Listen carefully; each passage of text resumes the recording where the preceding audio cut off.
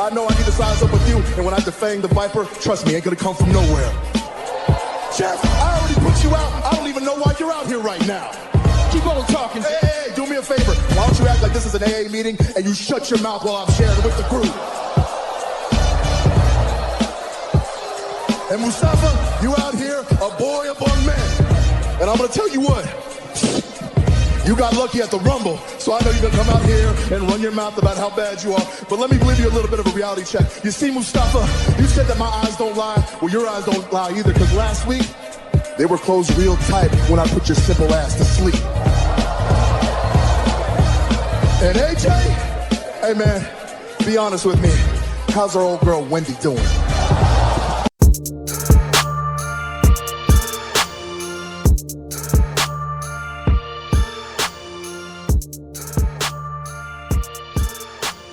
But we got another pay-per-view to talk about on the other side, AEW Revolution. We're going to make our predictions here on the matches. We're going to go through the entire card. So let's get it started. Let's see. We've got, how many matches do we have here? 9 matches. Yeah, a plethora. Yeah, exactly. I'm counting 9 matches, and maybe they added a couple more. I'm not sure, but it's going to be a long card. How do we feel about AEW's pay-per-view length? Do you feel like they use the time well? Do you feel like it could be shorter and they need to cut some of the stuff out? Like in general, before, not counting this one, but the ones we've seen so far, how do you feel about them overall? Like, is too long just right? What do you think? I say if you're watching it by yourself, it's gonna feel too long. But if you're watching with somebody, like we watched Full Gear, and it was a lengthy pay-per-view, but we watching it together, it helped. You know what I'm saying? If you're watching it over your buddy's house, a group of people, it's not gonna feel long until the end of the pay-per-view. Like, oh shit, yeah, it's not starting to feel it. You know what I'm saying? But if you're gonna be by yourself, laying on the couch, you might doze off. I'm like, oh shit, okay. You might do something like that. It's because it's a good lengthy pay-per-view, man. It's designed to be watched with other people, I think. Yeah, Jove, what about you? I like that point. I hadn't thought of that before because I'm actually going to watch Revolution with Big Ren. I'm going to drive over there, watch Revolution with Ren. I hadn't thought about that because their early pay-per-views, like their last couple have been like close to the 4-hour length. But their earlier ones were maybe kind of, a little tighter around 3. And so kind of a subtle change there.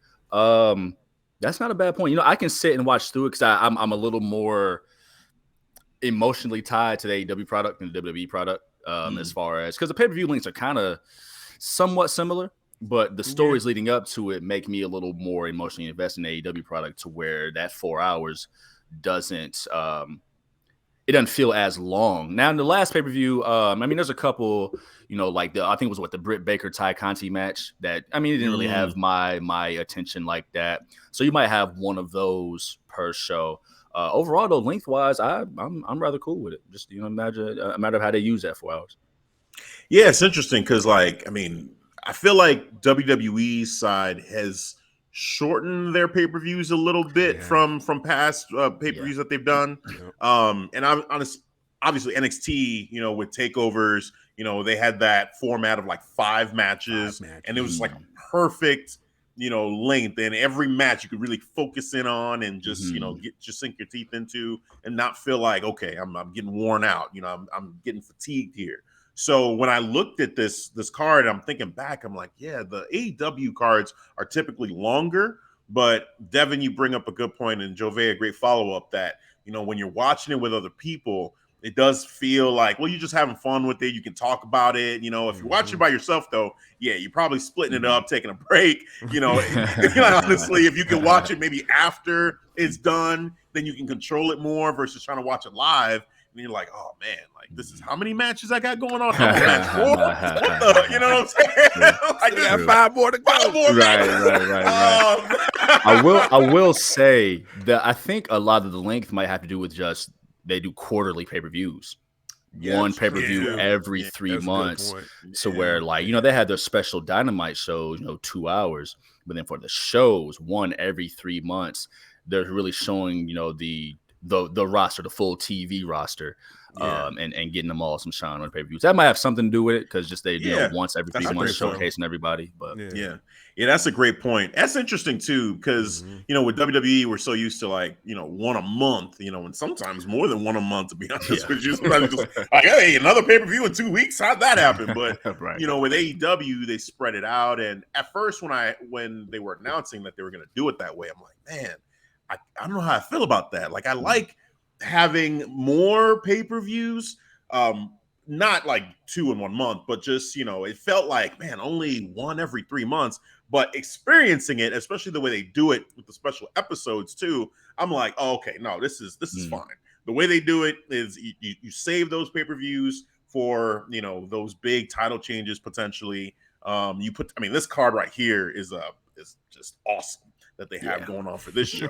And so, that if you're going to do it like that, where, you have these big stories being paid off at these pay-per-views and doing them once a quarter like that, I'm cool with that. And sprinkling some special shows, Winter's Coming, like things like that. Like I'm cool with that.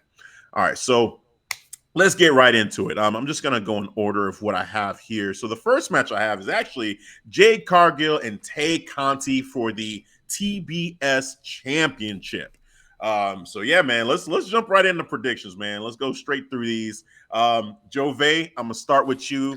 Who do you got in this matchup? You got what is it gonna be, 29? I think 29. Yeah, 29 yeah. if she wins. We absolutely getting 29-0. I mentioned the Britt Baker Ty Conti match. Maybe it's Ty Conti that I just am like, because like when Jade was on the mic, it was like, who's next, and Ty Conti came out. I was like, okay. All right. Okay, let's do it. Is her like wrestling style not really vibing with you, or just the lack of story going into it? Like, what is it about those situations? I think with her, she's just not a compelling character to me. Like who is Ty Conti, right? Yeah. She, Brazilian, she has an accent, she got a booty, depending on which Wednesday. Like, that's her character. Like, that's her character. Like, I'm Brazilian, I'm exotic, I got long hair, and look at my booty, I can kick, right? Britt Baker talked about that too in one of her promos, I think, this might be it. But see, Jade Cargill. Give me some Jade Cargill. I'm down for whatever she does too. Yeah. The skills, real life storm. Yeah, for real, right? Like the skills are still coming along, but you can see the progress each week. And she's just a naturally charismatic, natural athlete. I'm down for what Jade Cargill does. I'm seeing 29-0. Quick little showcase to show that Jade is coming along. Maybe show that Ty Conti is some kind of viable in the women's division. But no doubt in my mind here. Keep it short. Yeah. Oh man, Devin, you go before I go on this one. I got stuff to say about this, but you go ahead. Man, definitely Jade all the way. How can you not? I think it's really simple, but I think to Jove's point about Ty Conti, I think we just haven't seen enough of her. If you to establish like a worthy opponent for Jade. If you would have seen her on the weekly shows every week just as much as Jade, you see Tay Conti doing her thing too. And then, all of a sudden Jay pop up off the mouth like, hey, who's next? And then it would have got a huge reception then, because you would have saw Tay Conti putting in the work. You know what I'm saying? If she's doing matches in dark or elevation, I'm not paying attention. I don't know. You know what I'm saying? It's filler at that. Yeah, it looks good on the record, but I actually want to see it on your main shows. You know what I'm saying? So if they would have win it that way, I think, to Gervais' point, it would, it would have been like, oh shit, this match it's gonna slap. Yeah, man. So I'm in the minority on this one. Not with the prediction. I'm not predicting Tay Conti is gonna win, but I am excited about this matchup, and I'm excited about Tay Conti. And I guess this comes from just knowing more of how she made her way even to AEW from NXT Black and Gold, getting cut from NXT. And then, I saw her basically just being like, upset about the fact that she lost this opportunity that she had in NXT, but then she's in AEW and it's a fresh start. And you could see the emotion with her where she feels like, okay, I'm getting another chance. And the rise in her winning matches and just being in this opportunity, being in championship opportunities, like emotionally, I'm invested in like just seeing her continue to realize this dream of being a wrestler, and going again from where she came from to being pretty much irrelevant on NXT and just done away with and not really being valued that much to in AEW. Now it's like, hey, I can be a real star. And with the match with Britt Baker, when she came out and just the attire and just the look, I was like, wow, she looks like a superstar. Like they really like just put together the presentation of Jade for Tay Conti. I'm gonna say Jade Conti for Tay Conti. Together in just such a amazing, cool, beautiful way. So I was sold on just the look and the vibe and everything. And so, she lost the matchup, but then she's like, I'm going to be back. This isn't the end. I'm going to fight for the title again. And now here she is again. And I'm just like, oh, is she going to lose again? Like, I kind of don't want you to see you lose again, but she's going to lose. Like, I know it's going to happen, because Devin, to your point, like they didn't do a good job of building her up as a viable threat. It's just kind of like an open challenge situation, and she's just a random competitor at this point. That's what it feels like. But against Britt Baker, you could feel her moving up the rankings and then finally getting to that point where, hey, okay, now it's my turn because I'm at the top. And it's like, that was a good use of wins and losses and building wins on Dynamite at that time. But now there's been none of that. It's you've seen Jade kind of answer the bell. She fought Anna Jay, so you could maybe tie in that a little bit, but we're not really. Maybe we'll get that, on Dynamite this week or Rampage this week, where they talk about, her having beat Anna Jay and just, making it a little bit more personal. But right now it's just kind of like, okay, who's gonna try to take me out? Like, who's next? And we all see it, the Goldberg comparison they're trying to do. How could you not? Right. What She said it. The crowd went wild too. You see them? Okay. Oh shit! Watch yourself now. Cargill.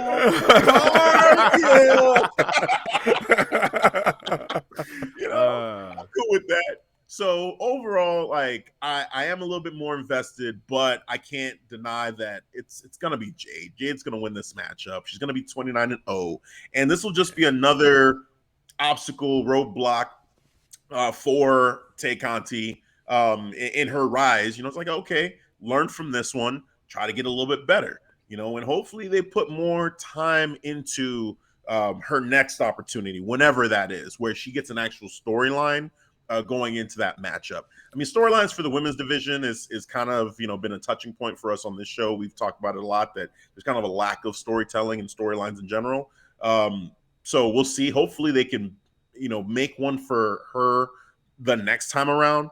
But yeah, it's going to be cool watching the match. I'm going to enjoy it, but I can see it coming. So we're all in agreement. It's going to be predictable. So it might, I'm going to be honest, that part might take me out a little bit. You know what I'm saying? So they might have to do something to get me, like from Tay Conti's point, might have to get me to like, oh, she might have a chance or something like that. Right. Within the match, because I wish they would have built some equity for her to take a L, bro. Yeah. You know what I'm saying? It would have been that simple. Right. You know what I'm saying? We would have been like, oh, okay, it can go either way, because the way they've been building Tay Conti on Dynamite or even Rampage, you have two shows to use. Yeah. So it would have been cool, but For me, I'm creating my own narrative basically by looking at Tay Conti's past and taking this as one big long story for Tay, leading back to NXT. Most people are not going to do that. Most people are looking at it for what it is. You haven't been on television for a while, and here you come randomly to face off against this girl that's 28-0. She's dominant. Like, I like that aspect of their storytelling. Like, sometimes it's more nuanced and subtle. So, like, Tay Conti has a long story of getting here. So, I like that. Yeah. Cool. All right. So then let's move on. We've got this 6-man tornado tag match coming up as well. We've got, let's see, it's Andrade El Idolo. We've got, who's it going to be? Matt. Well, hold on. I'm trying to understand, like, which guys we're going to have in this matchup. It's AHFO, but is it going to be Andrade, Isiah, and Marquin, or is it going to be Andrade, Matt Hardy, and Isiah? Matt Hardy, Isiah. Yeah, Mark Quinn is still. Yeah, he's still out. He's still out. Okay, I'm just making sure I'm reading this right. All right. So Andrade, Matt Hardy, and Isiah Kassidy going against Darby, Sting, and Sammy Guevara. 6-man tornado tag match. And tornado tag. So it's not going to be elimination. I'm guessing first fall to a finish. The rules is what that's going to be. Okay. So this will be interesting, especially coming off of the TNT championship match and everything that went on there with Matt and Andrade. We'll see where that takes us as far as a finish here. But Devin, I'm gonna go to you on this one, man. Who do you got winning this matchup? Man, what my heart wants, I want Andrade to pin Sting because I know Darby and Sammy, they can't really afford it. But if Andrade could redeem himself, because the way they build him sucks. I'm sorry, it sucks. You mean overall, not just this story? Like overall. This dude is like I said, this dude is in the buffet line, bro. He went from catering to buffet. That's all he did. You know what I'm saying? But that's what I want. But I'm gonna go with my head, going with the faces. Darby, Sting, and Sammy. It's gonna happen, but what the heart wants. Hey man, go with your heart if that's what you want. I know, but that's not what they're giving me, man. This dude takes L's. He takes L's. You sound like me. You sound like me right now. Like that's what I'll do. I'll be like, I can see the story, but that's not what I want. Like that. Yes. I feel I'm a little bit conflicted, but I'll go with the head choice. All right, Darby Allin, Sting, Sammy. All right, cool. Jove, who you got? I think eventually we see Andrade take over the family. Matt Hardy, I mean, he's having an issue with Private Party. There's so many rumors of Jeff Hardy joining AEW. Right? Andrade, of all the big name WWE signings, and I got a theory about those a little later. Like, I would say he's probably been like the least effective. But this is a chance for him to, be more effective, leading his stable. Isaiah's eating this pin. That's what he's there for. He's eating this pin. Andrade and Matt, they're on a collision course eventually.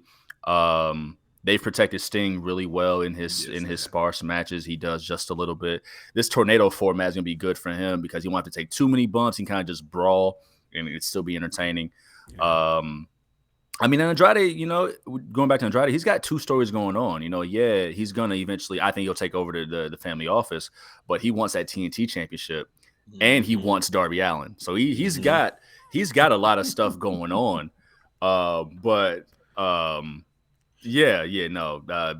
Isaiah's here to eat that pin. Faces go over big time. I do like that part. I am entertained that he wants Darby Allin. Like, how much for the kid? Yeah. I was like, huh? Right. Where's this going? Right. Well, you know what? Doesn't matter. I'm just entertained because this shit is crazy. We just went left. Oh, man. So, being honest about this one, from a story perspective, I feel like I'm not really that engaged in the story of this matchup. More so I'm engaged in the characters in it and the people in it. Like, I'm fans of everybody here. So I think this is going to be a fun match to watch. But, Devin, to your point, I feel like the way they've built Andrade has been really weak. I mean, it started out really good, and he had the black mask look and everything. And I'm like, oh, okay, cool. Like, they're going to try to present this guy as this character, this boss character. But then, it just kind of died out. I don't know. And now this whole thing with him and Matt has just felt a little bit off. Like, something's not right. And maybe this is part of the beginning of fixing it by, him and Matt having this rift, Matt being out, join up with your brother Jeff when he shows up, and then it's Andrade's group and he just kind of runs the whole thing. Like that could be again just a way to fix this. But I don't know. I just story-wise I'm not really into it as much, but definitely like I'm a fan of everybody here, especially I guess of all these people. Sammy, I'm really invested in Sammy's success overall, man. I really want to just see him on the second run as TNT champion, just really elevate both championship and his own stature too. So, and Darby's gonna hold two for. Yeah, hey man, I love that. I think people are kind of confused by it, but there's a story being told there. Like, hey, I was TNT champion, and then there was this other guy that was TNT champion, and now I have that one what's too. His name? Oh yeah, what's his name? He who shall not be named. Right. Don't want to say his name anymore. Like, but you'll never forget though, because he's wearing the 2 championships. So and all of us that saw it, we know. So there's a story there, and I love that about what Sammy's doing. Once Sammy loses it, then that'll be dead. But I think as long as Sammy has it, I love that he's keeping both belts. Yeah, that's a fair point. But yeah, I got the faces, man. Darby, Sting, and Sammy. I think they win. I wouldn't be surprised if Sting, does a Scorpion Deathlock, to Isiah and ends it that way. I can see Sting being the guy to put it, finish the matchup for them. So, but yeah, man, it'll be a fun match overall. All right, so the next match we got going on here, 3-way tag team match for the AEW World Championships. So one of these teams we still don't know, so maybe we can have some fun with this. I mean, I feel like I know who it's probably going to be, but we've got Jurassic Express defending their championships against reDRagon and a team to be determined. Devin, I'm gonna start. Okay, I think Jove, where are you at with that? No, I'm going with the Bucks. Okay, all right. So let's just say that story is right there. It is decided. So we got Jurassic Express versus reDRagon versus the Young Bucks. That's what this match is about to be. So with that said, Devin, who you got winning this match? reDRagon. I'm just gonna. I just had to blurt it out because I was like, "Oh, reDRagon." Okay, yeah, I did it. I feel better now. Yeah, because Jurassic Express, they got the titles, they won, cool, but their title run. I'm not feeling it. I gotta be real. Yeah, it's been lackluster. I don't know what they're doing with them. Yeah. But if they can't do anything, just go with a team that's familiar with being champions on the up, that the former Black and Gold, they can be the new Black and Gold champions, reDRagon. Okay. Yeah, I love seeing Jurassic Express, but there's something about this title run. I don't know. Yeah. It's like they got the championship, but then they're not really doing much with it. I just, and Lucha Brothers was kind of the same thing. Yeah. Where they got the championships, and I was the match excited with FTR though. Yeah. So I don't know. It's weird, but okay. All right. So you got reDRagon. Yeah, it is decided. I said. Okay, it's fine. Can't go back on it now. Let's see. I'm trying to play with a scenario where maybe the Bucks aren't in the match or how they wouldn't get there. I think it'll be the Bucks because that story is laid out there. Maybe reDRagon costs the Bucks in this gauntlet match under the guise of trying to help them. Because Adam Cole's like, yo, get along, guys. But I don't know who else it could be. I mean, Santana Ortiz, I'm very interested in them. Yeah. Imagine a pay-per-view without FTR, right? That division is stacked. The Santana Ortiz call is interesting. Like with everything going on, like that's a strong pick too. They on the way up. I would love to. If Santana Ortiz get into this matchup, I'm gonna say right now, I will be rooting for them to win the match because they deserve it. Facts. They got the spotlight right now, man. I would love a babyface Santana Ortiz because I don't think we've seen a babyface Santana Ortiz versus a heel Bucks. I think we saw the roles reversed early in Dynamite. Yeah. We haven't seen them against FTR. No, I think we saw them. They did face FTR. That's when Dax, or is it Cash? No, Cash. The forearm injury. Yeah. Well, because the Pinnacle versus the Inner Circle. The Inner Circle. Right. But yeah, I think the Bucks are in this match. I think though Jurassic Express wins. I think reDRagon and the Young Bucks cancel each other out. Okay. And we force that, not force that story, but tell that story to their eventual clash. I don't think we get that one-on-one tag match for a little while just yet. But I think they cancel each other out. They got to do it in a way that makes Jurassic Express look capable and not like they won by accident, just by sheer dumb luck of these other two teams cancel each other out. So I think that's what happens, but they got to make it look like Jurassic Express are actual champions in defending their titles. Dang, Jove, that was a great breakdown right there. It's like you're in my head with just the way you're looking at this. Oh shit, maybe I fucked up, dude, man. Well, it's just honestly, I'm coming into this and I haven't made picks, and I'm looking at them, and I'm looking at the teams, and I'm saying to myself, I want reDRagon to win because I'm just a fan of Kyle O'Reilly and Bobby Fish, Adam Cole, just that group. I want them to just start collecting championships and just be great. But at the same time, I feel like if they lose, it doesn't hurt them necessarily, especially if it's the Young Bucks, because like you said, they just cancel each other out. Like it's logical. And Jurassic Express is a strong tag team, even though they're not being, like, from a story perspective, booked all that often and all that strong. They are a great tag team, and to me they are a capable tag team. Like I see them and I say to myself, oh yeah, I feel like they could beat anybody. And I don't think the run is over yet. It feels like they still have a little bit more to go, a little bit more to give before they finally give up those championships. So yeah, I'm gonna go with Jurassic Express, man. I just feel like it makes sense. Like, hey, the crowd still loves Jungle Boy and Luchasaurus. They're with them 100%. They're gonna be singing the song and be all into it. So it's gonna be fun to see all these teams together. But I can definitely see reDRagon and the Young Bucks kind of have they just get in each other's way. Now, again, the caveat to all this is if it's another team, and let's say, if it's Santana and Ortiz, dude, I think they're winning this thing. Like, just the way this is going, that's it. It's over with. And I can see the Young Bucks costing reDRagon their opportunity, and then maybe Santana Ortiz versus Jurassic Express. And yeah, Santana Ortiz, just their momentum carries them to finish off the Jurassic Express. I almost want to pick them and just switch my pick from the triple threat even being the Young Bucks, because I want to see Santana Ortiz.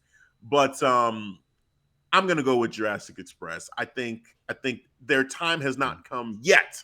It's coming, but not yet. I think it is too out there that I do see, even though like their single championships, they like to have lengthy runs, but that tag team championship, they like to play flippity flop with that. I noticed that ever since after a lot the more Bucks dropped it, more frequent now. A lot more Dynamite title changes too.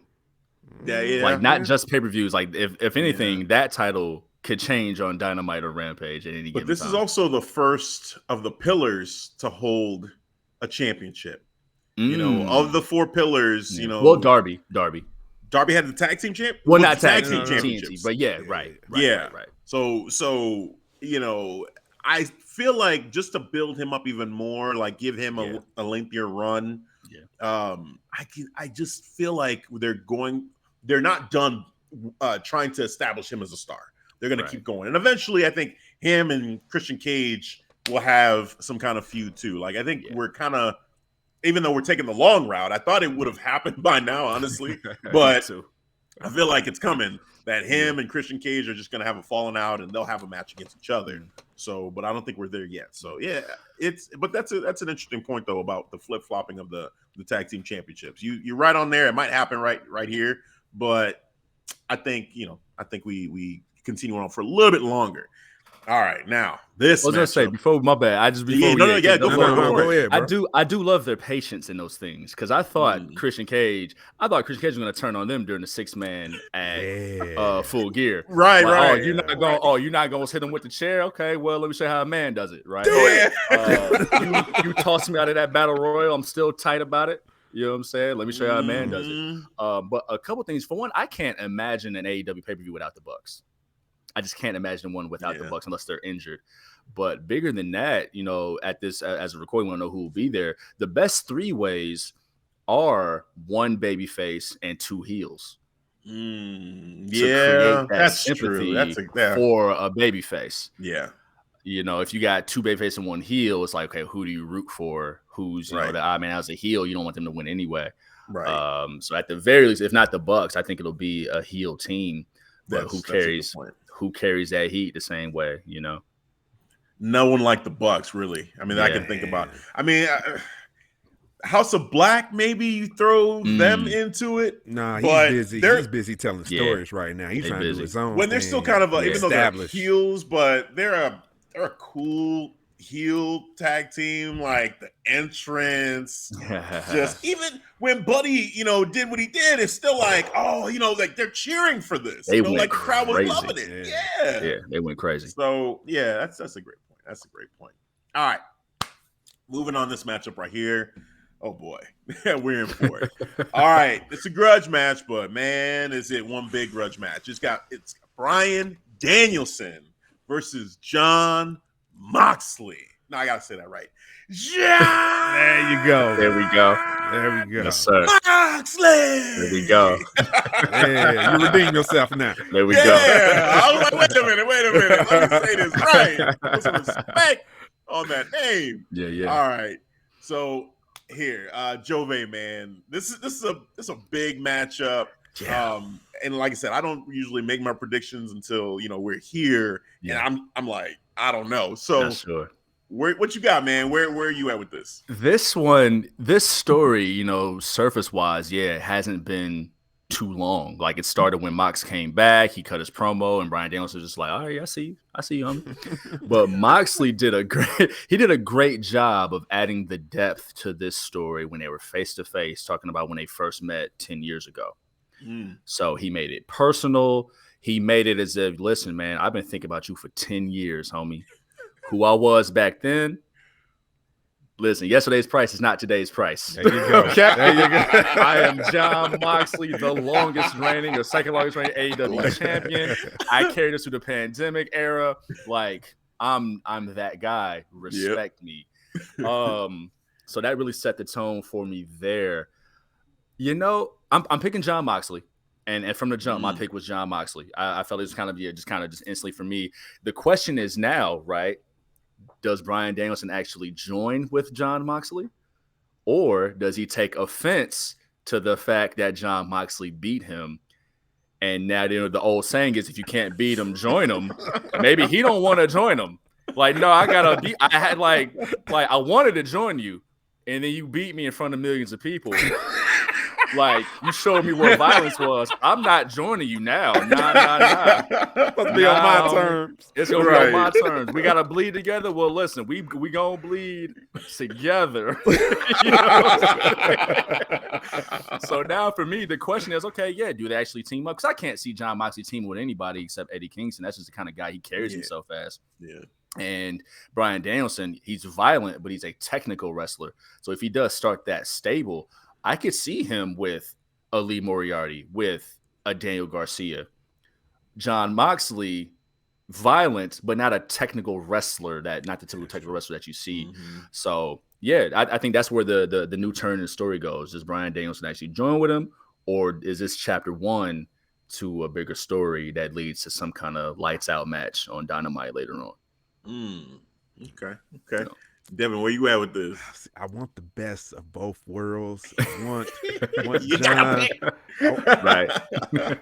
Okay. So I got Jon going over, but I want Bryan Danielson to still they come together as a faction because, real talk, Jon Moxley have been in faction since the Shield. So for them two to come together and do work, I am down, bro. Yeah. I am seriously down for that. And then now you got some underlings with you. You got Daniel Garcia. You got Lee Moriarty. And I'll be real, Daniel Garcia, he's a great wrestler, but character-wise, I'm just not feeling him. But I'm down for him to be like under the tutelage of like a Jon Moxley, Bryan Danielson, and that can help me get invested into Daniel Garcia. That's what I'm down for. But that's what I want. Hopefully it can happen. Fingers crossed. But Juvi, you spit, man. You spit them good facts right there, bro. I'm like, Bryan Danielson, he put the idea out there, but that's his idea. He wants to win, and then you join me. That's how it works. Right. That's how it works. I beat you, you join me. It's not the other way around, sir. But I'm gonna go with that. Got Jon going over, but hopefully, fingers crossed, we still get our They faction. still get together. Yes. Yeah, Yes. I feel you.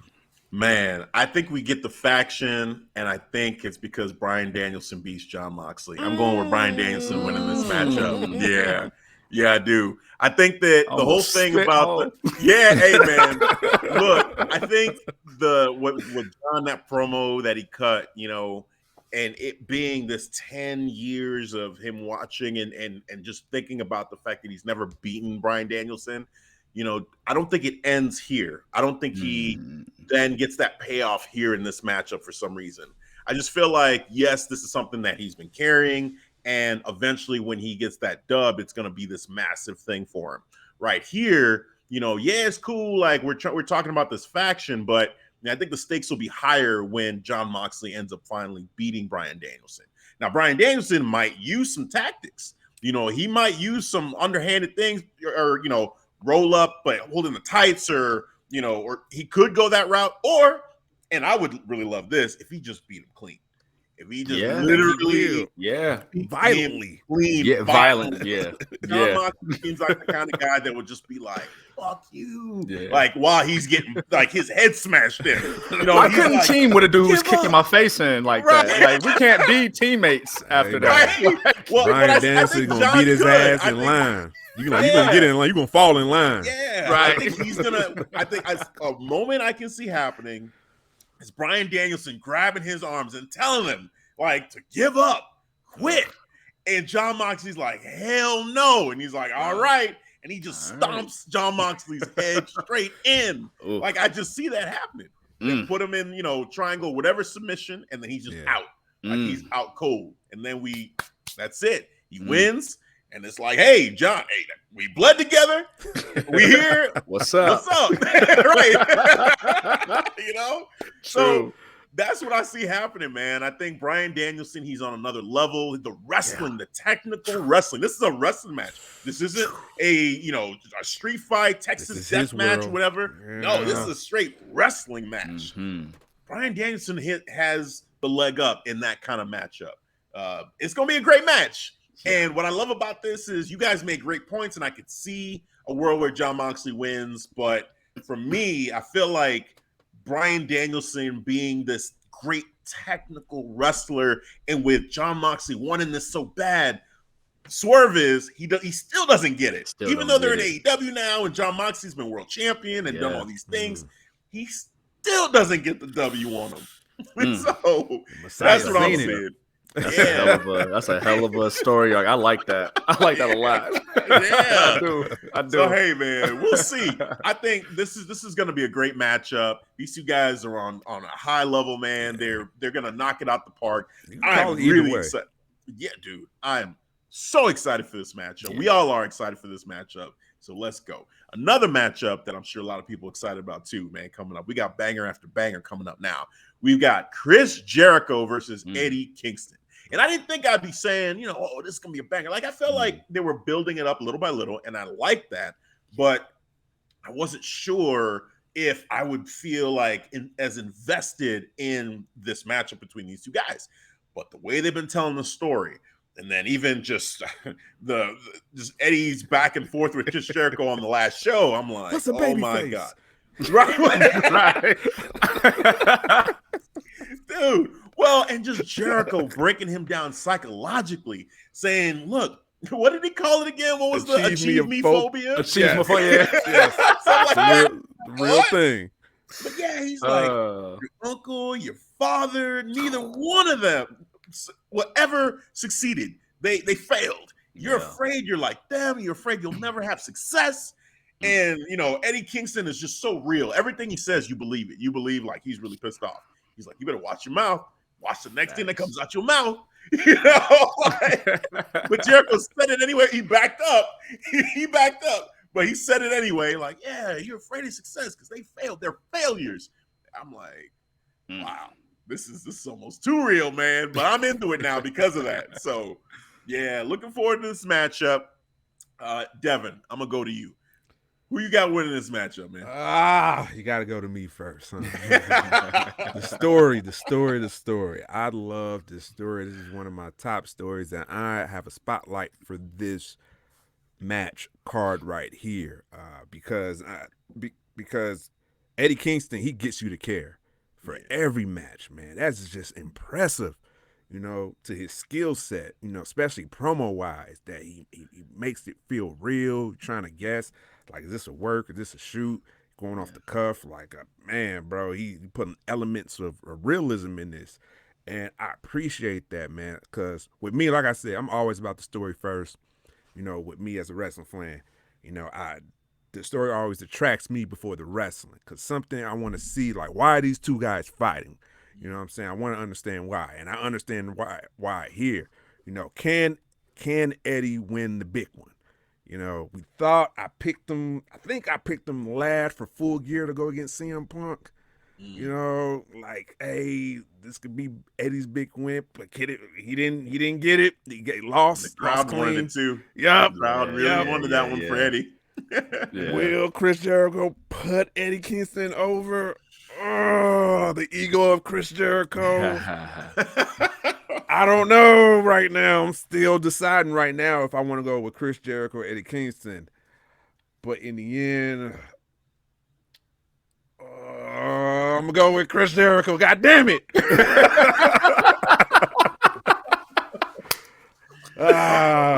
The frustration. That looked painful. That looked painful.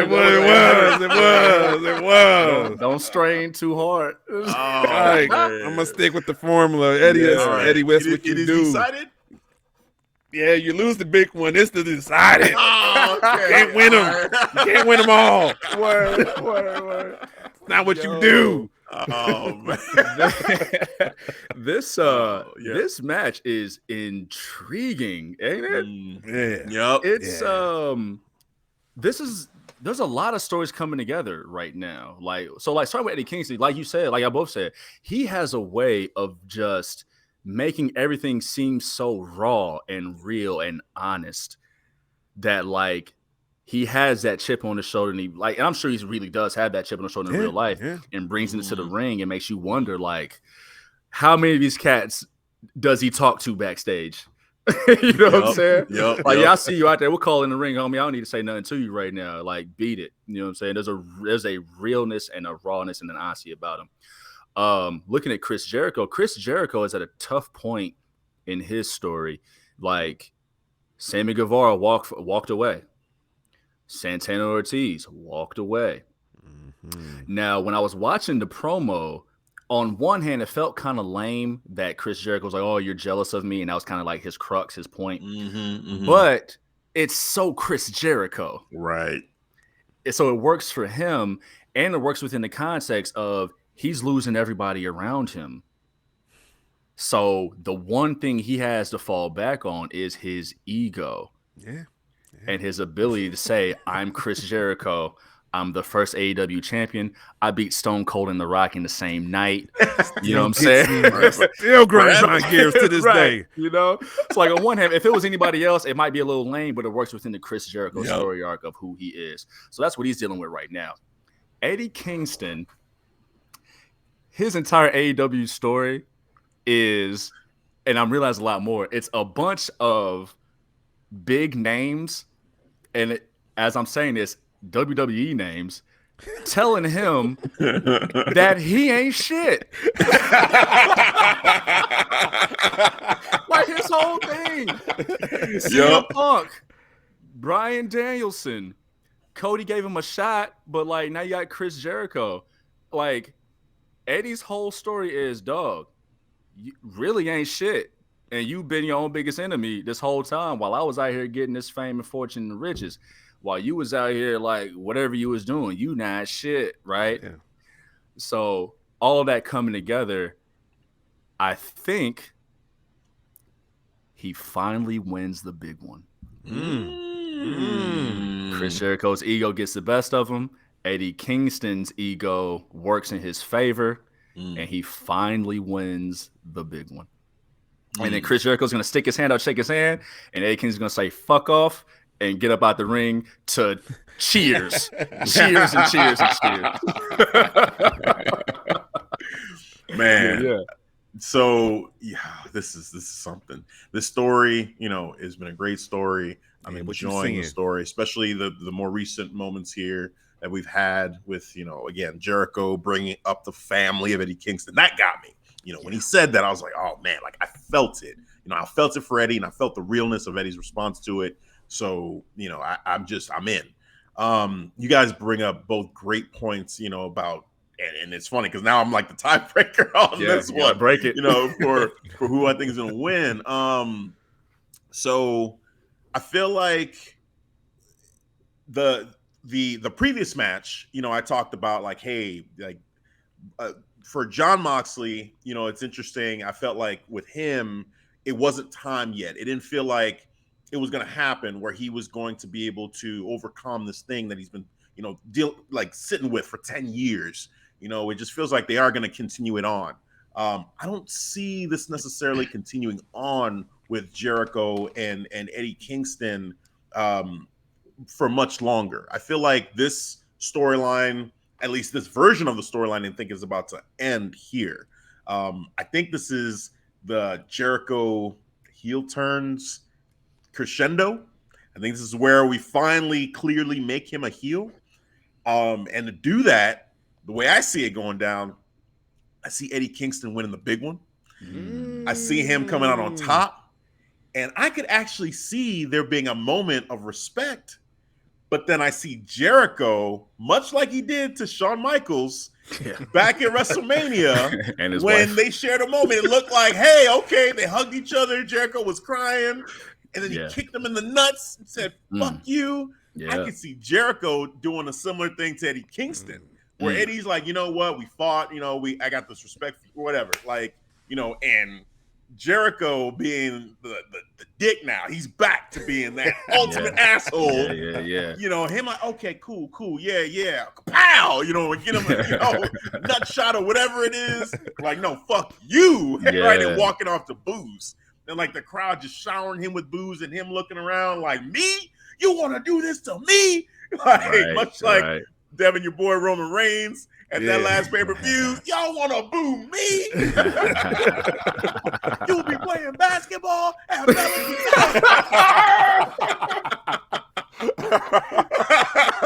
I always think of Trent Daniel. Program. I swear.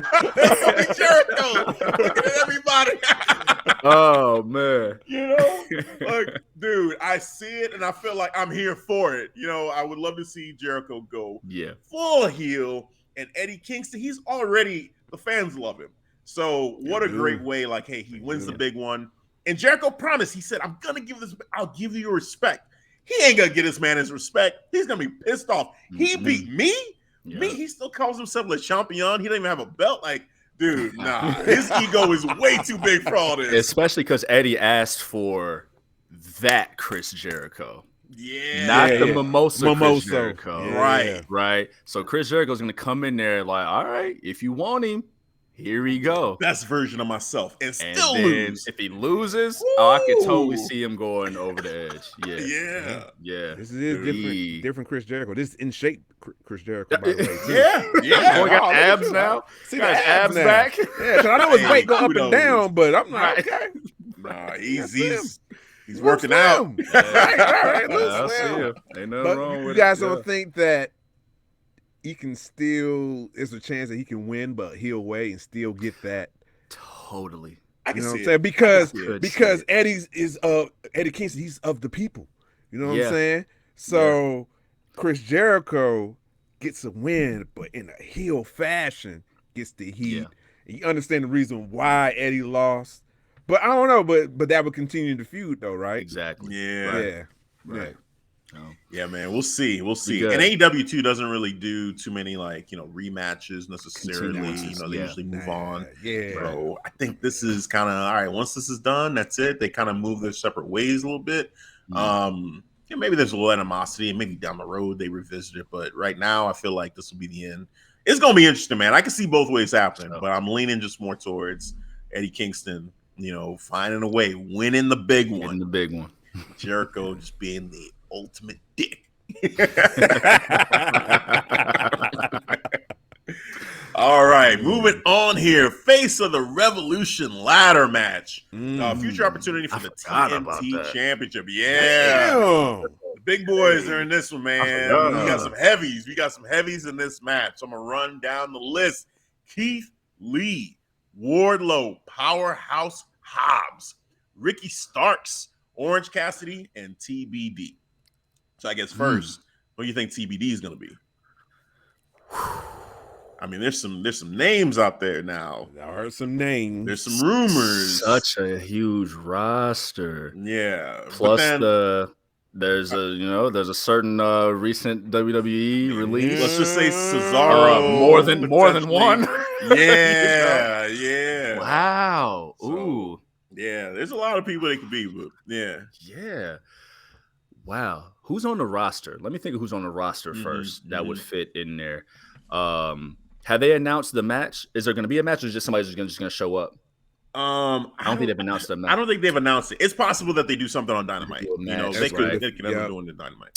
There's always a Scorpio Sky or Ethan Page. Yep. Who have we not seen in a while? Dante Martin lost the match. He lost.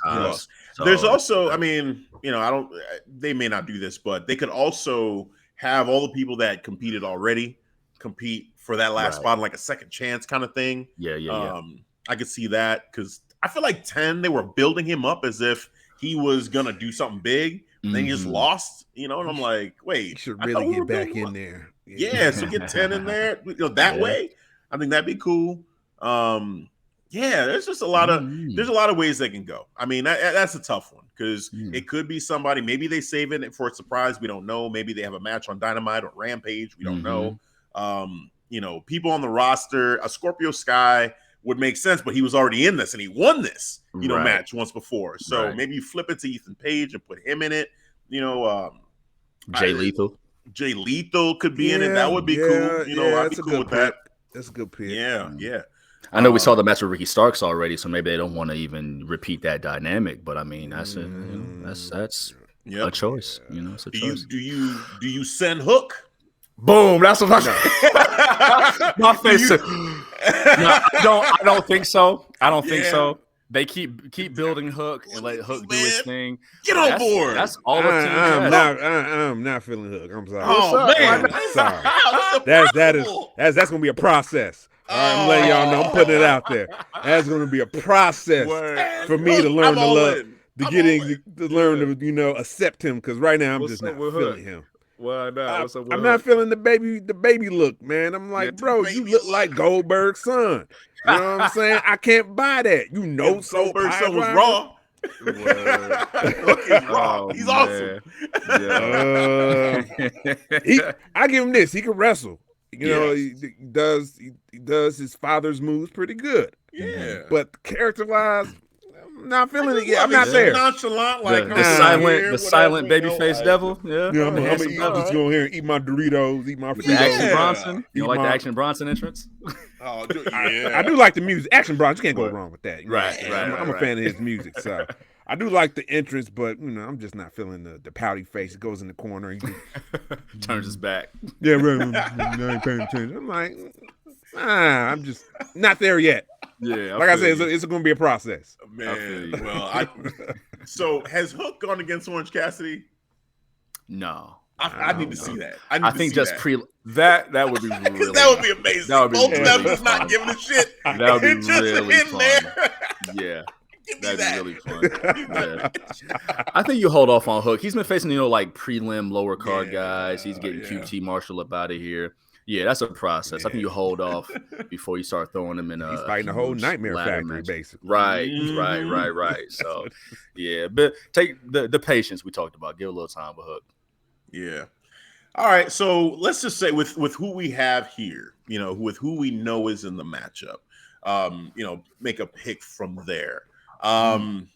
You know what? I'm actually going to just throw mine out there right away, and maybe you guys are going to be in agreement with this, and we can just make this real short and sweet. Yeah. I got Keith Lee. Keith Lee is the pick for me. That's the dude that I want to see win. Yep. Let's just cut all the bullshit. We know this man is a beast. Now, granted, Wardlow is in this too, but I just don't think he's gonna do this. I don't think it's gonna happen. I feel like, you know, the whole thing with him and MJF, they got unfinished business. Let's have them have their match versus Wardlow going after the TNT Championship. Or I know there's the whole thing about if he wins, he has to give it to Max. So that's kind of an interesting thing too. But I don't know. With if Keith Lee was not in this match, I'd be a little bit more inclined to say maybe they are trying to put it on Wardlow and have that looped into the story with him and MJF. But with Keith Lee being there, it's like, dude, you gotta put it on Keith Lee. To me, he's the obvious choice. When he showed up, that crowd reaction, just the instant star power that you feel from him being there, it just makes so much sense for Keith Lee to do this. Love everybody in this match, but Keith Lee stands out. So I'm gonna say Keith Lee. I saw you nodding, Devin. Do you just want to add on real quick? Because we co-sign to that. I'll just say you just got to do his build right, and I think this is the right way to do it. He got to win face of the Revolution. He's a star. Yeah. He is a star. Yeah. WWE fucked that up. I will admit that. AEW learn from their mistake and get this right. Just straight to the moon. All right. Where you at with this? Well, you know, what you gonna say, huh? Make a convincing case. What you gonna say? Make a convincing case.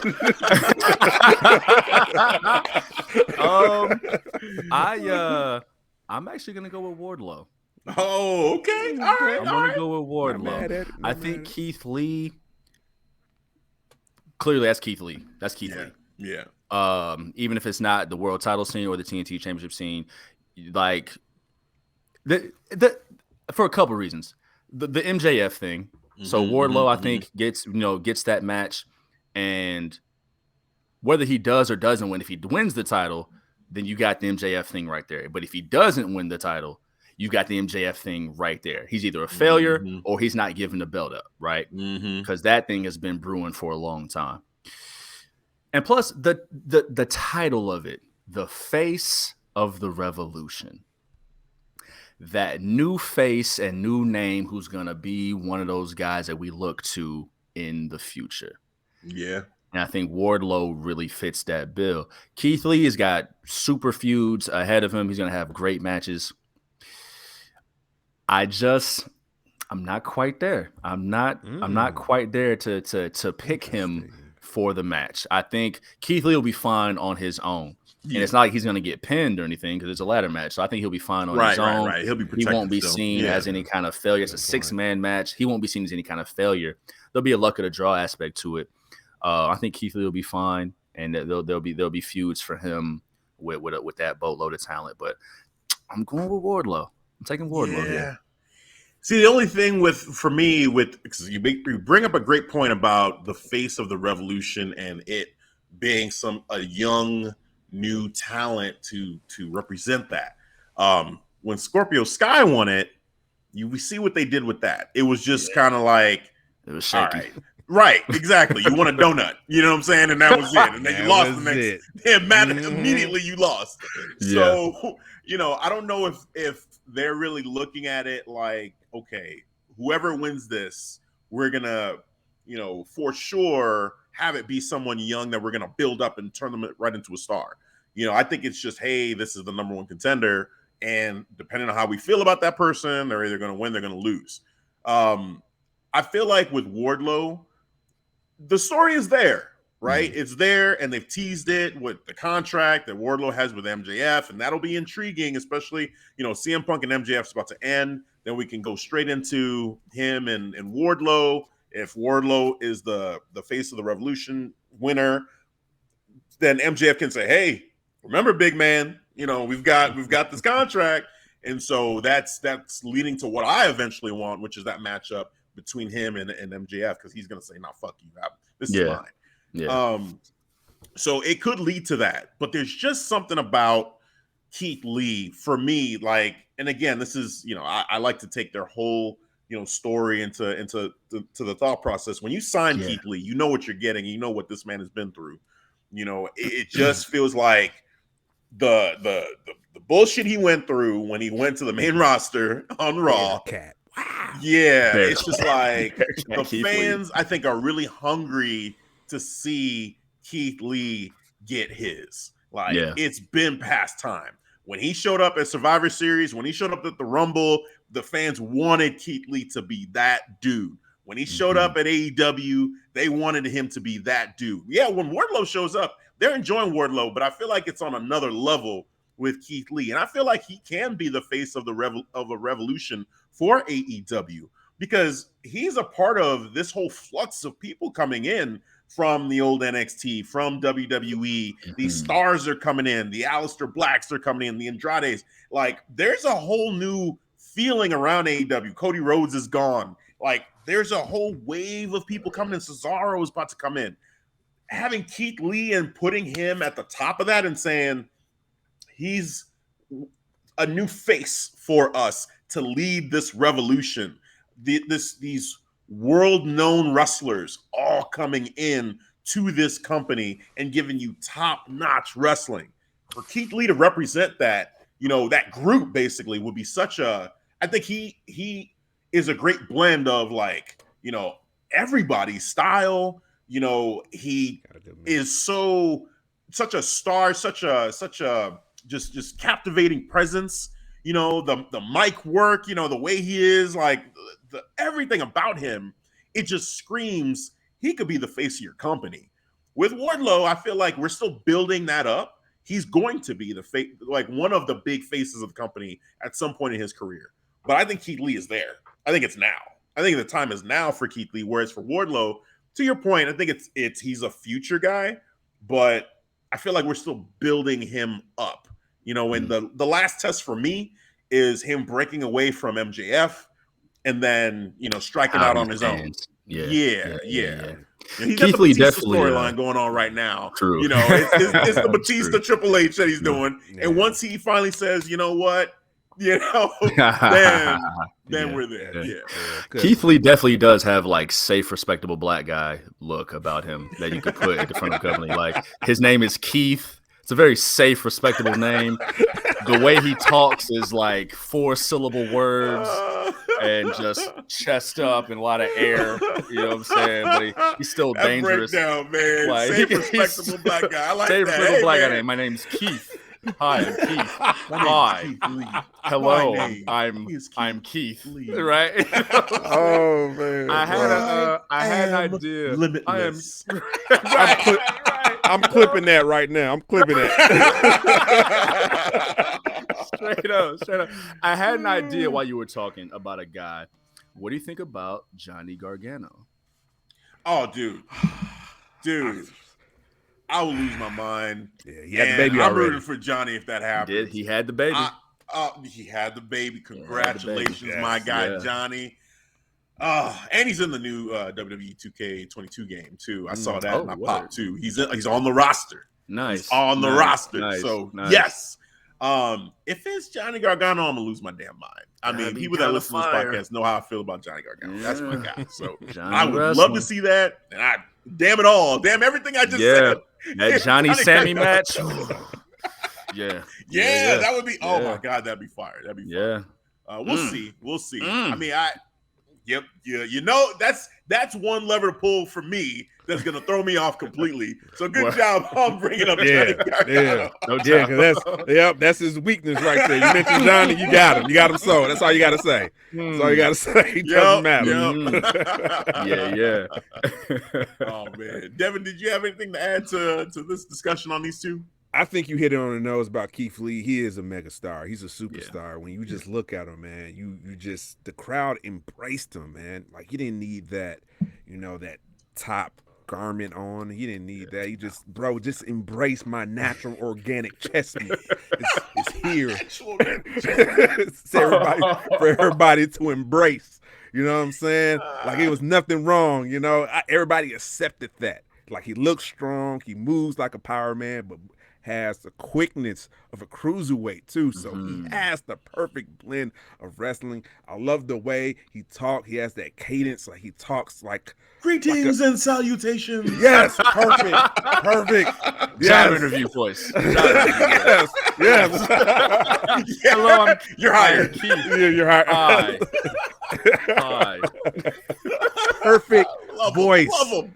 Yes, superstar. Oh, You know what I'm saying? You got a taste of, like, if you was Tony Khan, if I'm Tony Khan, and I saw the mistakes that WWE made, like you saw at Royal Rumble, the pop he got. You saw the Survivor Series when Tribal Chief, number one right there, he gave him respect towards the end of that match, man. He was the last one to get eliminated in that Survivor Series. Like, you saw it, so it's there. Just it's right there. Just don't mess it up. Just don't let it die like you did with Scorpio Sky. I thought that meant something. Still bothers me. You can't mess up Keith Lee. You just can't. I'm sorry. Just can't do it. Yeah. Like good points like Jove about Wardlow. Yes. Definitely in the future, bro. Yeah. The symphonies of suplexes, not suplexes, but power slams. Powerbomb like symphony. Yeah. Power, yes, love it, man. You know what I'm saying? But I think we're progressively, like, week by week, building that story for him, between him, and MJF. But you gotta go. I'm gonna go with the hot hand, just like my tag team partner, my main man, the Messiah. It will be Keith Lee. It is decided. Yes, man. It's gonna be a fun matchup, man. All these heavies. If they put one more heavyweight in there, man, cool. I'll be with that. What about Miro? Because I was just scrolling down their roster, and that was the only name that stuck out. Yeah, that was the only name that stuck out to me. I like that. Adam and Strowman. Yeah, let's do it. Yeah, it's a ladder match, so that's heavy. Yeah. You can't really lose. I like that, man. Big guys, man, just slapping man meat. Big meaty man slapping meat. Friday, like 95, 96 style, Batman, Superman animated chest, yeah. That type of body style Keith Lee got, man. Yeah, man. Built up top, my organic chest meat, man. Right. How dare you put a onesie over this? How dare you? You don't cover all this. You don't cover this up. That's awesome. Awesome. Well, we were talking about Wardlow. Yes, let's talk about his other half, man. I'm actually flip-flop one of the matches we're going to talk about and get right to MJF because we were talking about him a little bit ago. So CM Punk versus MJF dog collar match. Woo! All right, here we go. I was out on this story, but now I'm back because they made it personal. They made it real personal last week, so we'll get into all that. But Jove, give us your thoughts, man. What do you think happens in this matchup? What a promo. Yeah. Now, again, we're recording before Dynamite, but there's going to be a way because they humanized him so well. They humanized him so well that for this go-home show, there's got to be a way that he goes back to being a fucking asshole. Right? There's got to be a way. Right? There's got to be a way. But that promo was incredible. And I like that they didn't, ruin it with, a low blow. CM Punk came out and he walked out. He's like, you could see the confusion on his face. Is that true? World knows I don't fuck with you. But you out here bearing your soul about how much I meant to you when you were a child. And as we all know, the best heels are the ones that have true justification for how they move and who they are. So when he goes to, how important CM Punk was to him, to what he dealt with earlier in the week before he met CM Punk, to CM Punk leaving the game, to that progression of just MJF becoming MJF, that was brilliant. To where CM Punk comes on, fuck, man. Damn, a dog collar match now? Maybe I maybe I'm being a little hasty, right? I took it too far. Right.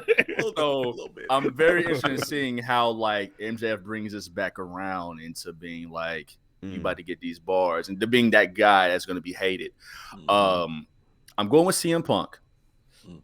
And it solidified it for me first when he lost MJF twice in Chicago, but more so when he introduced the dog collar match.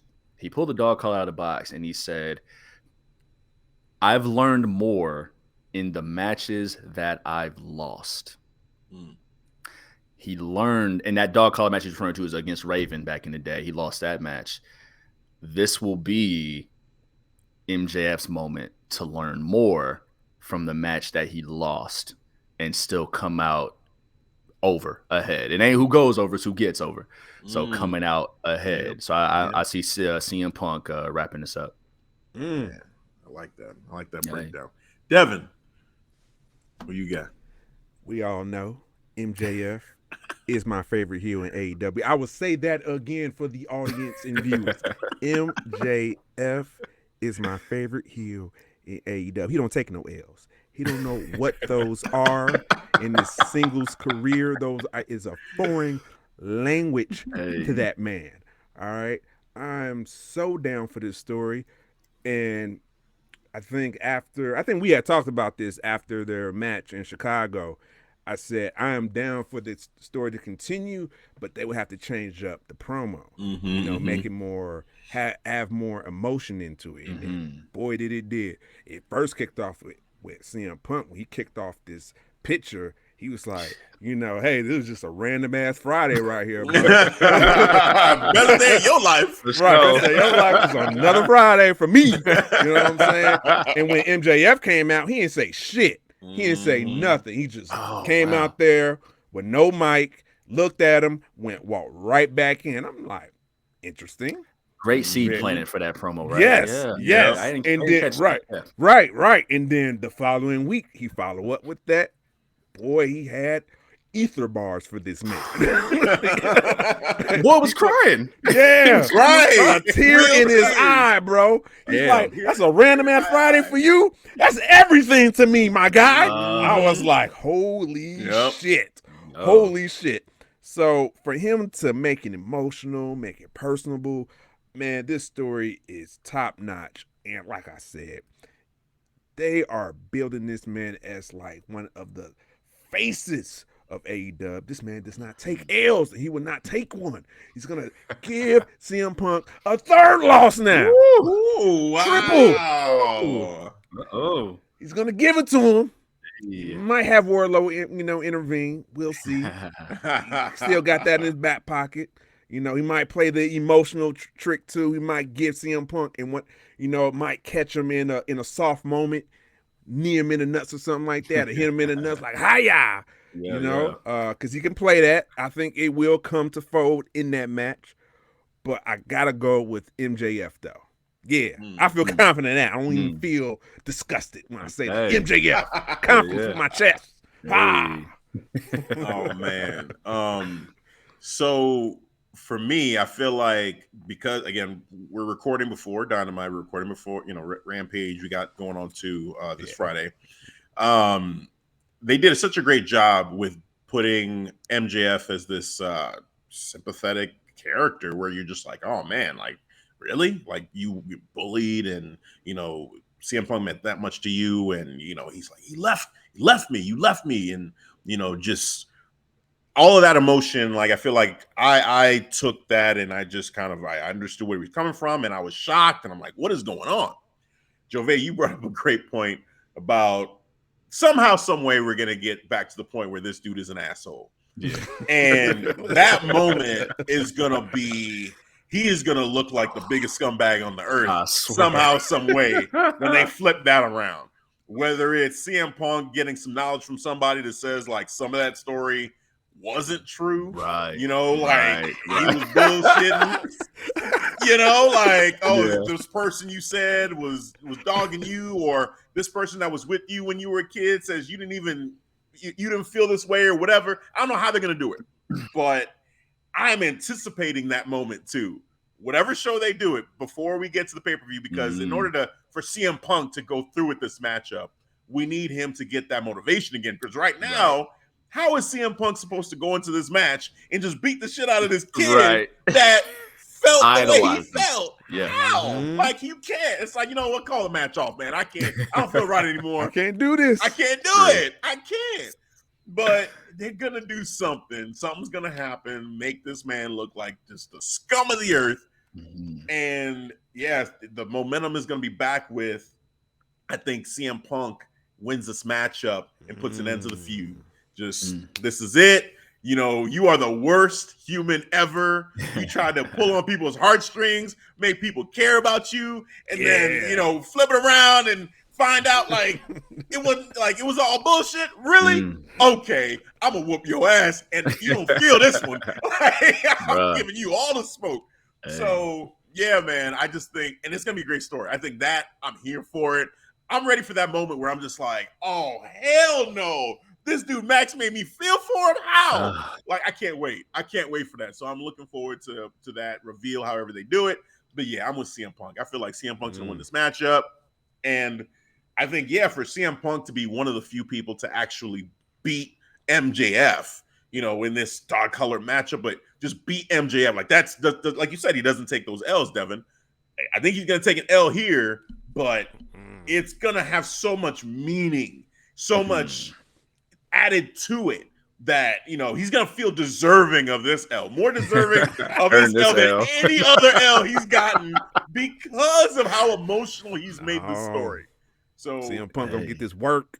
Oh man, we'll see, man. But good on both guys for just adding more to it, because again, I was at the point when CM Punk lost those twice to MJF in Chicago, I was done. I'm like, okay, I really want to see MJF versus Wardlow now. And with CM Punk, I'm cool with him. Well, at the time, I was thinking him versus Cody, but Voldemort, who we do not name. That'd have been really good. I'm sad we don't get to see that one. Yeah, I was thinking that's what we would have gotten, but we're not going to get that now.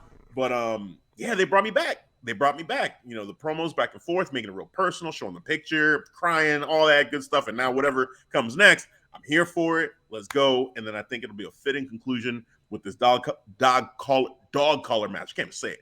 This is this matchup they're gonna do. I think it's gonna be great. So yeah, man, I'm here for it. So yeah, so that one maybe is the co-main event, but another matchup that is warranted, I think, is worthy of being called co-main event would be the AEW Women's Championship matchup because of just the build-up to it, and that is Thunder Rosa taking on Dr. Britt Baker, DMD. Yes, put that respect on the name for the Women's Championship. So, yeah, here we are. They've been going, it's been teased for so long. They've been building to this for such a long time that now, we're here. We're at a pay-per-view where they're fighting for the championship. It's not a lights-out match or anything else. It's finally one-on-one for the title. We are here. Jove, who you got with this? Whew, we are here. In one aspect, the whole Mercedes Martinez thing kind of seemed out of left field-ish. Yeah. Because, they weren't really on that collision course just yet. You just saw that Thunder Rosa was, in that top 5. But again, we talk about the full story of it all. Like, when you think of Britt Baker, you think of Thunder Rosa. Yeah. They are forever linked. That monumental lights out match. And I guess it makes sense that the heel champion is seeing who's coming up on her heels, especially like her number one rival in the company. So send somebody after her early before she makes it up to me. She got a mercenary. Yep. This is I think this is the coronation. I think it's time to make that move in front of that Revolution crowd. This is gonna be hot.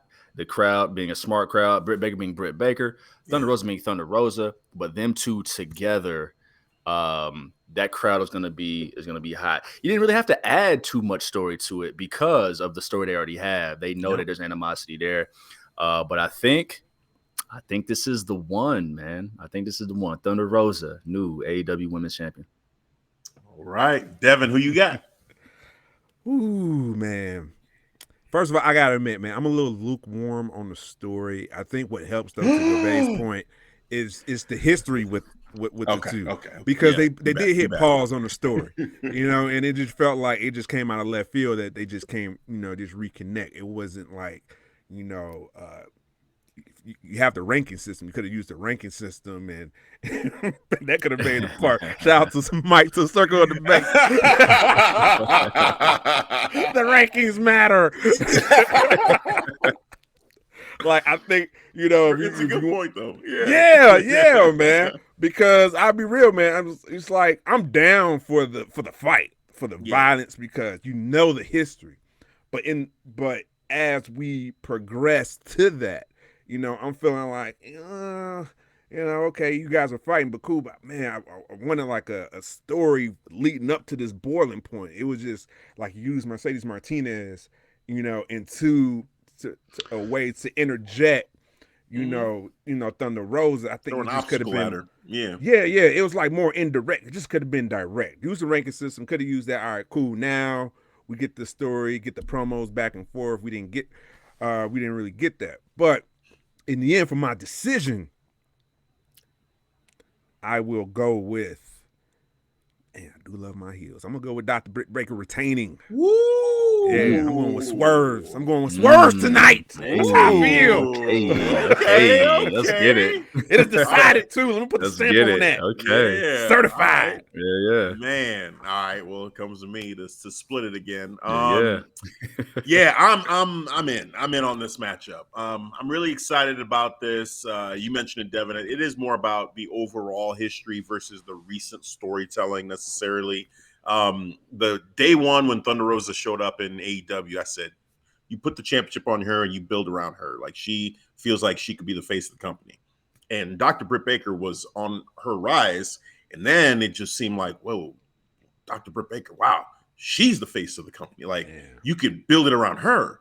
So now you've had these two people who I see as the top two, you know, when it comes to AEW, the women's division and in AEW in general. Like, you know, they are, I mean, Britt Baker for sure has been named even by CM Punk as a pillar of the company, you know, and Thunder Rosa has so much going on the indie scene and she's like everywhere.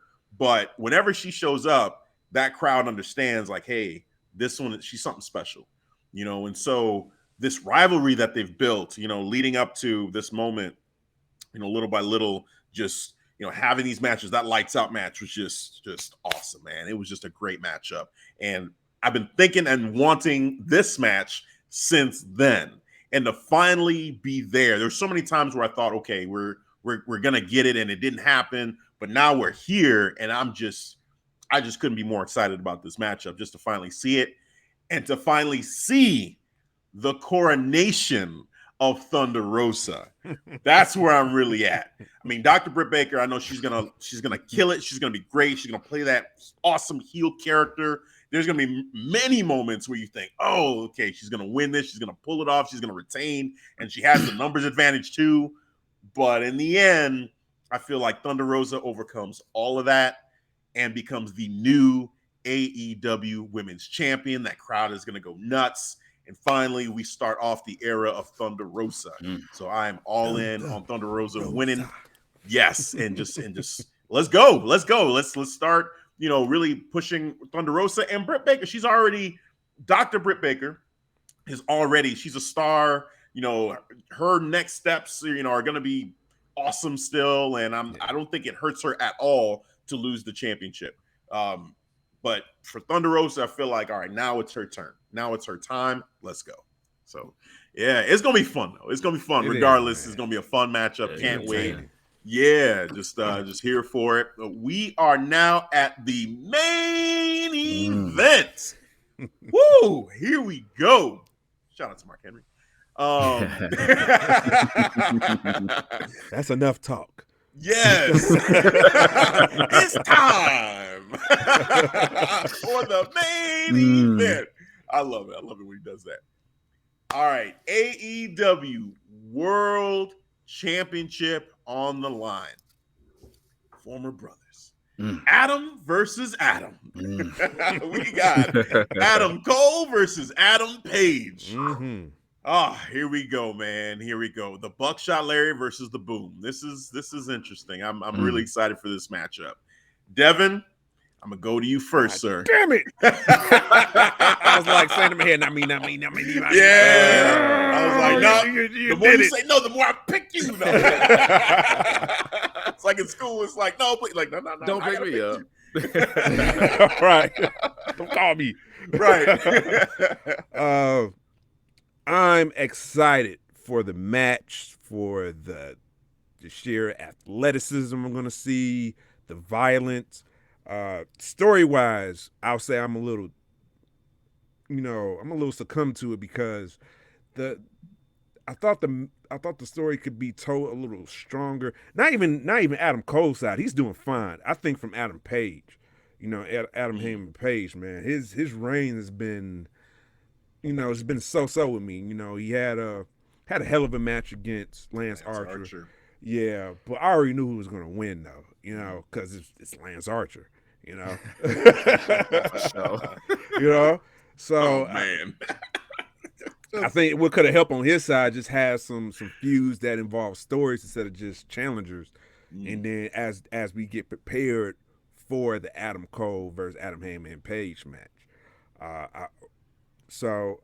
But I already know, like I said, the pro wrestling side is going to be out of this world. Yeah. But who do I want to go? Because Adam Cole, man. And for context too, yes, for those of you that have been following, you already know. For those let's say you've been here and there. This is Devin's first guy. Before there was head of table, tribal chief. Yeah. It was Adam Cole, baby.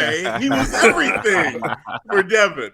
So this is an emotional moment, emotional pick. Yeah. I'm sure. You had to come to me first, guys. You knew what you was doing. You knew what you was doing. Hey, just get out of the way. It's like a band. Just rip it off. Just say it. Say it. You know what you want to say. You just owning the inevitable. We all know the answer. Go ahead and say it.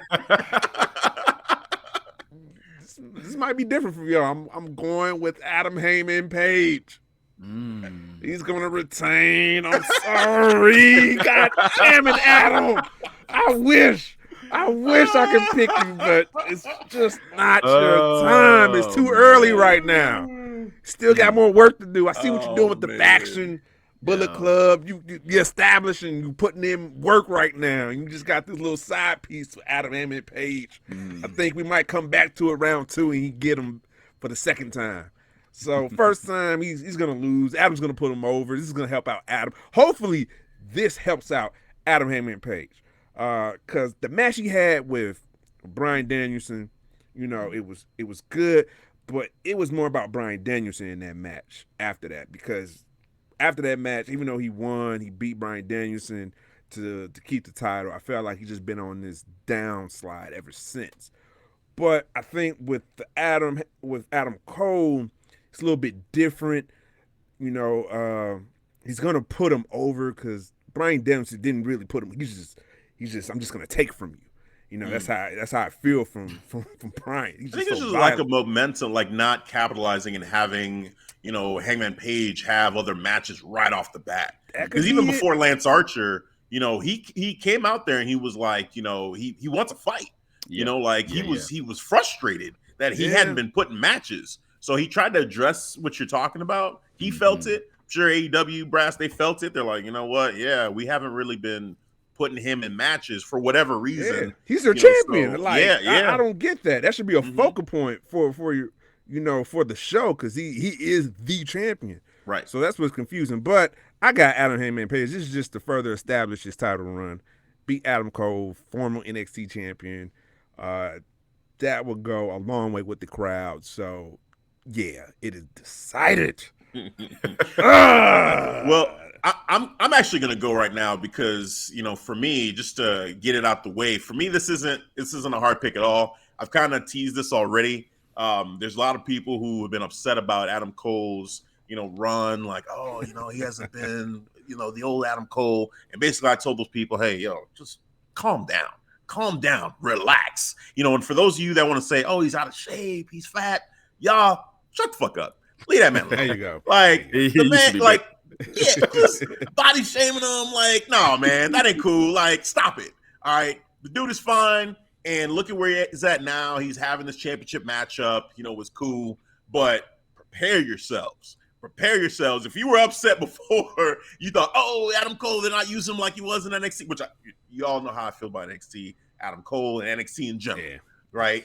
But prepare yourselves because I don't see any way that Adam Cole wins this matchup. I think it's Adam Page, 1,000% he's going to win this matchup. and I need everyone to just relax when it happens. Nah, calm down. Twitter's going to be in the storm. Just What the calm fuck down. is this? See? No. He's better off being a manager in WWE. No, yeah, right. What? Really? Right. Keith Lee is there now. Let's just get it done. Yeah, calm down. Right. Just nonsense, So I'm looking forward to this match. I feel like the match is going to be a fun match. The match itself, in a vacuum, taking the storylines, the lack of build for this story, and just looking at it as a match. Oh man, these two are going to kill it. They're going to be amazing. And for me, it has the potential to have one of those like match of the year kind of feels to it. Especially with the stakes, with the championship on the line. I think, let's see what happens, but I feel like it has that potential. But yeah, man, I feel like it's gonna be Adam Hangman Page. They're not done with this title reign. AEW World Championship reigns have been longer typically, and I don't feel like they're gonna shorten it for Adam Page. Yeah. Like I don't see that happen. So I see him retaining. So I just want to move on and have Joe Vey, our esteemed guest, have the final word on this. What do you say, man? Yes, what say you for Adam versus Adam? Adam versus Adam. Eve Who is on the better a pole. Are you with us? Right. Adam Page. Here's the thing with like babyface champions, like historically, except for like Hulk Hogan because he's Hulk Hogan. Babyface champions, there's a lot more equity in the chase, not so much in being the guy, right? They love you more on the way to the top. They love the Warriors on the way to the top, and then the Warriors kept being the Warriors, and now people are like, fuck the Warriors, right? Like Hangman and Page, of all baby faces, really seems like the guy, like his story getting there was way more compelling. Now that he has it, not as much, right? Because I mean, he fought alcoholism and storyline wise, he fought alcoholism. He fought insecurities. He fought being a bad friend to his old friends and his new friends. So that story was just so compelling. It's hard to kind of keep that going. Like, what do you do next, right?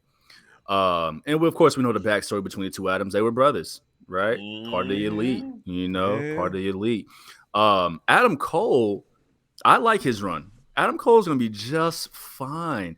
Adam Cole was having great matches up to the Orange Cassidy match, which he lost. And I knew, lights out match, I knew he was going to lose. I knew he was going to lose. Doesn't the count storyline. The storyline called for it. But he lost on television. What are you talking about? Right. And from there, we saw, like, Adam Cole's like, all right, that's okay. That Adam Cole, he's in the past. I'm about to grow this beard out. And I'm about to be the Adam Cole that y'all afraid of me, that y'all afraid of seeing, right? He's got a built-in story with reDRagon, the Bucks, and whenever Kenny Omega comes back, that's going to be crazy. I can't wait. That's going to be crazy, right? Oh my goodness! But there's a bigger story at play here. AEW has this way of using their big WWE signings. If we think of CM Punk, Bryan Danielson, even Miro, right? Let's take Miro. They built up Miro. He ran through everybody. They built him up strongly, and then he lost to an AEW original in Sammy Guevara. You get CM Punk. They built up CM Punk. He's got his Bret Hart run going on. They built him up, and then he lost to an AEW original in MJF.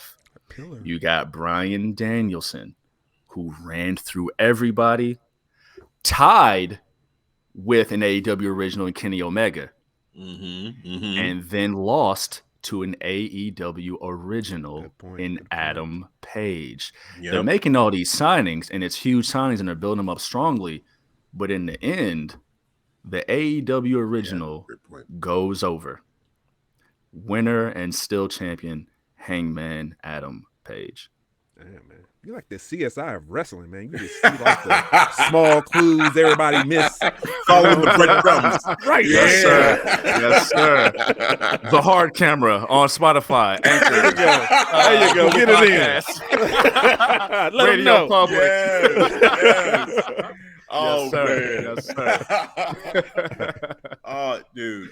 Great breakdown overall. Great overall, this card is going to be fun. Yeah. You know, we just went through everything, all these predictions, and the takeaway that I have from what we just talked about and went over is that I am hyped about this.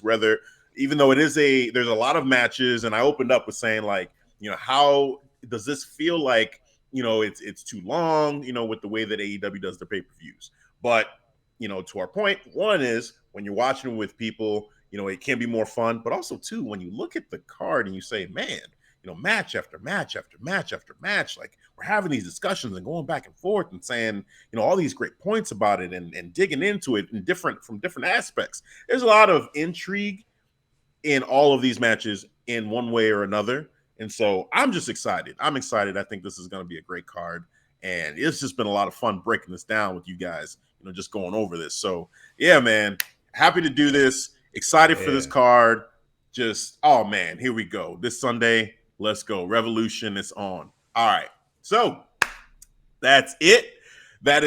We are done with predictions. We're at the end of our show. And as per usual, like we like to do, we like to let the people know where you can follow us. But also, we got our esteemed guest here, Jove. So you, sir, go first. And please, please, please let the people know where they can catch you. Absolutely. Catch me on Twitter and the Instagrams at Juvi Desayuno. That's JUVIDESAYUNO. Shout out to my tag team partner as always, Big Ren, the legendary. You can catch us on Twitter, on the Instagrams for the show page, The Hard Camera, at The Hard Camera. Live coverage, predictions, witticisms, whatnot, heretofore, and things of that nature. And of course, Spotify, Anchor, Google Podcasts, Radio Public. Shout. Appreciate y'all for having me, fellas. Thank you for being here. Thank you for being here. It's definitely an honor and privilege. Appreciate you. Devin, the floor is yours. Tell the people where they can catch us. Yes, all the time. I'm going to say it once again, man. Thank you, grandsire, for coming through. You know what I'm saying? It is decided you are the CSI of wrestling, bro. My man. You know what I'm saying? Seeing all the small clues that we missing, I'm like, holy shit, that's a good point. That's a good point. You know what I'm saying? Like, I got to salute to that, respect to that, man. Thank you for answering the call, coming through, man. Yeah. It's always love when you come through. Always. Appreciate it, man. Appreciate you. Tashi. All right. So you can always find our social medias, the audio platform, and the video platform as well, where we have succulent content. Let me get that. Got to get that word in. That's a special vocabulary word of the day. Succulent. I'm going to find another reason to use it, which I did. You know what I'm saying? Which explains our content. Yes. Absolutely. And, of course, our merch as well. Like this lovely shirt. Get your Clark Street Wrestling shirt. Got to get the beat towels if you're down there in Niger. Yes. In Australia, Brazil, Guatemala. You know what I'm saying? The Southern Hemisphere. Get your ass off that hot ass sand. It's not a good look, but up here in the Midwest, which is looking to warm up a little bit right now. It is warming up a little bit. You know, but which is still good for hoodies. All right, get your hoodies. All right, stay warm. Toasty. Of course, yes. ClarkStreetWrestling.com. ST for the abbreviation. One stop and shop, plus our store /store for your pleasure. It is decided. Yes. And with that is the end of our prediction episode for Jove. Thank you again. Devin, I'm Hafeez. We'll catch you guys next time. Peace. All right, guys. Thanks for listening to the Clark Street Wrestling Podcast. Yeah, acknowledge us. Yeah, we number one. Circle debate. Hey, you see this USB camera? This is my camera. All right, you see this shirt? This logo right here? This our logo. We're ready for the circle of debate. We want it. All right, we're going to smash y'all. You're going to get this L. You're going to get this work that I forgot. I ain't going to never forget.